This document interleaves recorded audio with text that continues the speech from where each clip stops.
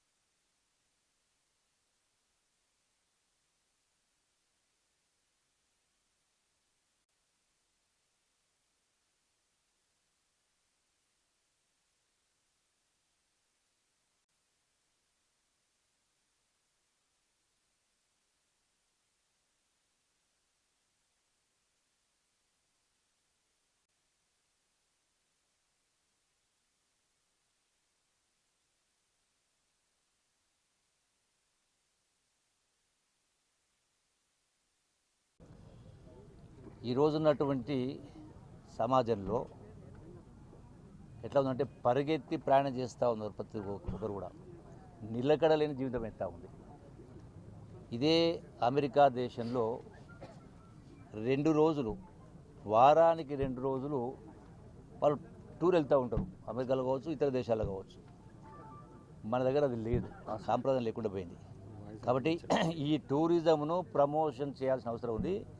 ఈ టూరిజం ద్వారా రాష్ట్ర ఆదాయం ఒకటే కాదు, నిరుద్యోగ యువతకు కూడా ఉపాధి అవకాశాలు పెరుగుతాయి పర్యాటకులు రావడం మూలాన.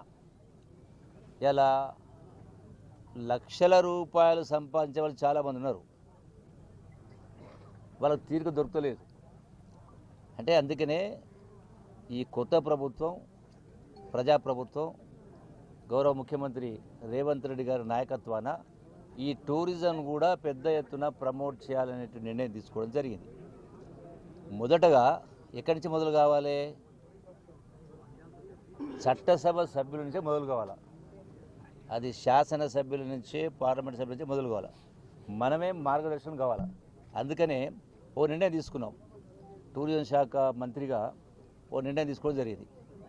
ప్రతి జిల్లాలో ఎక్కడెక్కడైతే ఈ టూరిజం అభివృద్ధి చేయడానికి అవకాశాలు ఉన్నాయో రాష్ట్రంలో ఉన్న 33 జిల్లాలు పర్యటిస్తూ అట్లాగే అవిభక్త జిల్లాలు ఉన్నాయి 10 జిల్లాలు వెళ్తూ ఆయా జిల్లాలకు పోయినప్పుడు ఆ జిల్లాల శాసనసభ్యుల్ని మంత్రులందరూ తీసుకొని పోయి నెలకు ఒక రోజు ఆయా ప్రాంతాల్లో ఉన్నటువంటి ప్రాముఖ్యత గల ప్రాంతాలని పరిశీలన చేసి అక్కడ అధికారులను తీసుకొని వెళ్ళి అక్కడ ఆ అవసరాలను బట్టి ఆ యొక్క మంజూరు ఇచ్చే కార్యక్రమం చేసి టూరిజాన్ని ప్రమోట్ చేసే కార్యక్రమం చేయడానికి శ్రీకారం చుట్టడం జరిగింది.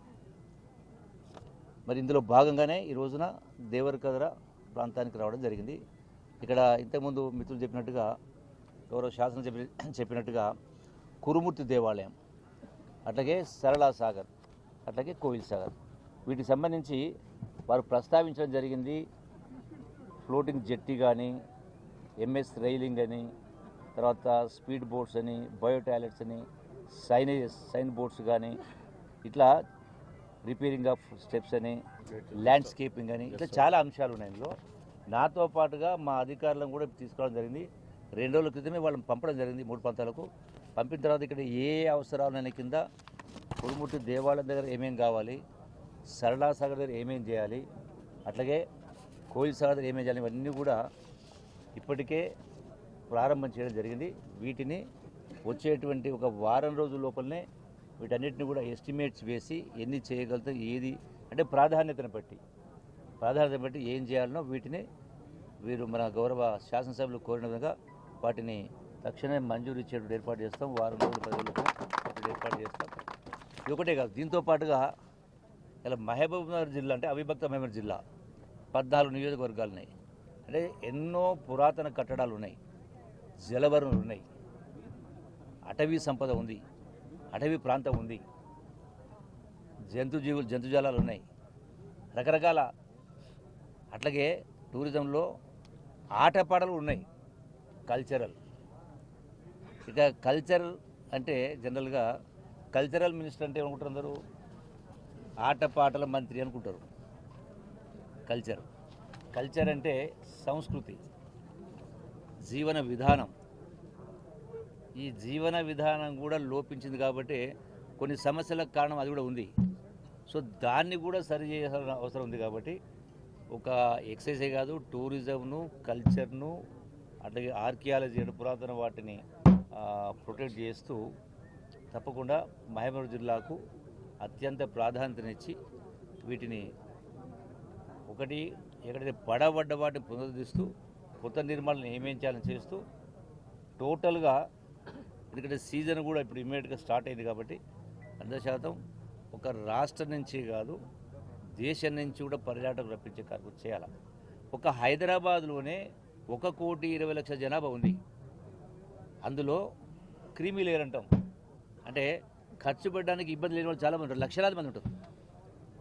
సో వారందరికీ కూడా అంటే ఒక అలవాటు నేర్పే కార్యక్రమం చేస్తూ వాళ్ళ యొక్క కొంత సమయం తీసుకొని కొత్త కార్యక్రమం చాలా చేసేటివి ఉన్నాయి.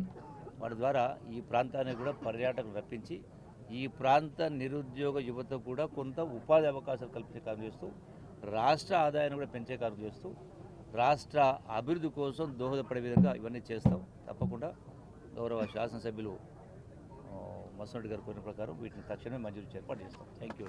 ప్రకారము కురుమూర్తి దేవాలయం కావచ్చు, సరళా సాగర్ కావచ్చు, కోయిల్ సాగర్ సంబంధించి ఉన్నటువంటి అంచనాల ప్రకారం సుమారుగా 3 కోట్ల రూపాయలు మంజూరు చేస్తాం. తక్షణం. Okay, thank you. చాలా సంతోషం. ఈరోజు గౌరవ మంత్రి గారి దృష్టికి మన కోయిల్ సాగర్ ప్రాజెక్టు విషయంలో కానీ, అదేవిధంగా కురుమూర్తి స్వామి టెంపుల్ విషయంలో, అదేవిధంగా సరళ సాగర్ ప్రాజెక్టు, రామన్పాట్ డ్యామ్ విషయంలో మా దగ్గర ఈ ప్రాజెక్టులన్నీ కూడా చాలా, అంటే కోయిల్ సాగర్ ప్రాజెక్టు కానీ, అదేవిధంగా సరళ సాగర్ ప్రాజెక్టు కానీ ఎప్పుడో 1950ల కట్టిన ప్రాజెక్టులు.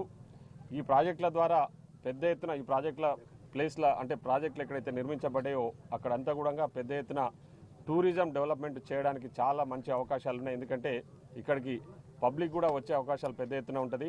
ఇక్కడ నుంచి మహబూబ్నగర్, ఎందుకంటే మహబూబ్నగర్ మనకి ఇక్కడికి చాలా దగ్గర ప్రాంతము, ఒక 20 కిలోమీటర్ల దూరంలో మహబూబ్నగర్ ప్రజలు కూడా ఈ ప్రాంతానికి వస్తారు. కాబట్టి ఇక్కడ ఈ ప్రాంతాన్ని టూరిజం హబ్గా డెవలప్ చేయడానికి చాలా మంచి అవకాశాలు ఉంటాయని చెప్పేసి కొన్ని ప్రతిపాదనలు కూడా మంత్రి గారి దృష్టికి తీసుకెళ్లడం జరిగింది.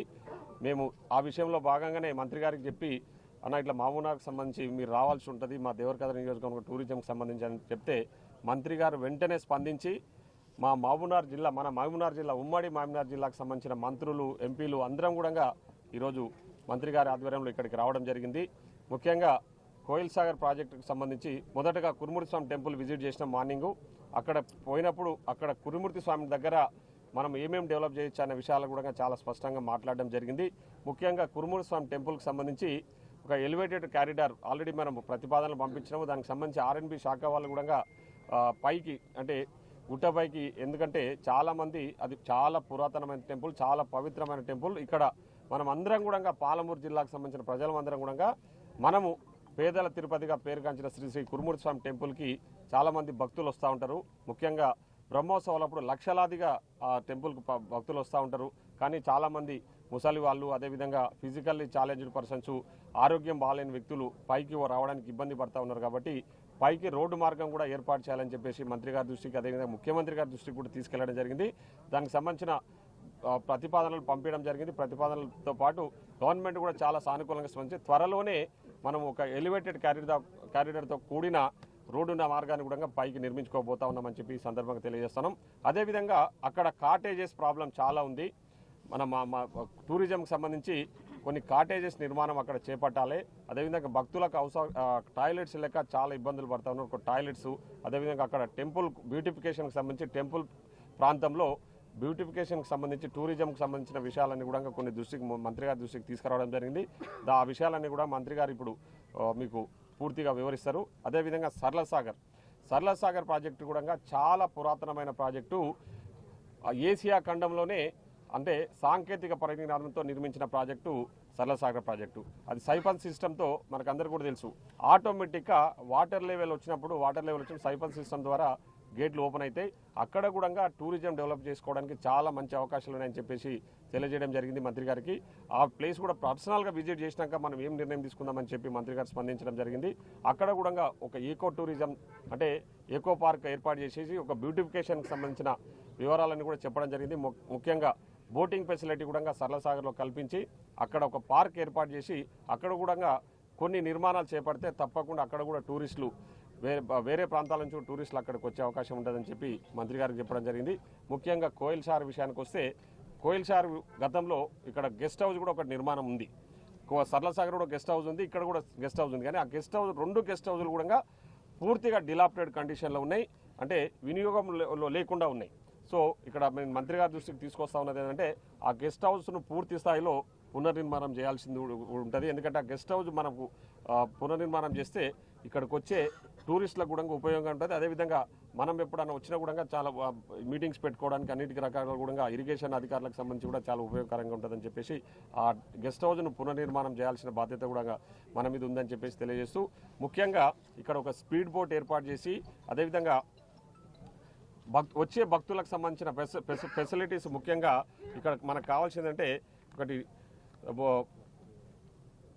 రైలింగ్తో కూడుకున్న స్టెప్స్ ఒకటి ఏర్పాటు చేసుకుంటే మనకు అనుకూలంగా ఉంటుంది. అదేవిధంగా speed boat with 4 seat capacity, bio toilets, అదేవిధంగా స్టైన్ బోర్డ్స్, సోలార్ లైటింగ్ ఒకటి, అదేవిధంగా రిపేరింగ్ ఆఫ్ ఎగ్జిస్టింగ్ స్టెప్స్ ఒకటి, అదేవిధంగా ల్యాండ్స్కేపింగ్. ఎందుకంటే మనకు అక్కడ చాలా మన ప్రాజెక్టు ముందర ల్యాండ్స్కేపింగ్ ఏర్పాటు చేసుకోవడానికి చాలా బాగుంటుంది. ల్యాండ్స్కేపింగ్ ఒకటి, అదేవిధంగా స్టోన్ బెంచెస్, మ్యూరల్స్, తర్వాత సోలార్ లైటింగ్తో పాటు dustbins, drinking water facility, bio toilets అని ఆల్రెడీ చెప్పడం జరిగింది.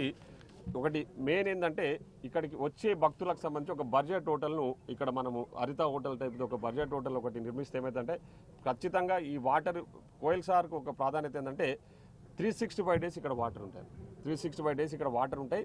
ఎందుకంటే మనము దీన్ని మైనర్ ఇరిగేషన్ ప్రాజెక్టుతో పాటు డ్రింకింగ్ వాటర్ కూడా మనం ఇక్కడ నుంచి మహబూబ్నగర్కు ఇక్కడ నుంచి కోయిల్ సాగర్ నుంచి డ్రింకింగ్ వాటర్ కూడా తీసుకుపోతా ఉన్నాం. కాబట్టి ఇక్కడ 365 డేస్ వాటర్ ఉంటాయి. మన టూరిస్టులు కూడా 365 డేస్ రావడానికి ఆస్కారం ఉంటుంది. ముఖ్యంగా సీజన్లో ఈ రైనీ సీజన్లో చాలామంది ఇక్కడికి రావడానికి అవకాశం ఉంటుంది. కాబట్టి ఇక్కడ కూడా ఇవన్నీ కూడా ఏర్పాటు చేయాల్సిందిగా మిమ్మల్ని కోరుతా ఉన్నాం. ముఖ్యంగా ఇక్కడ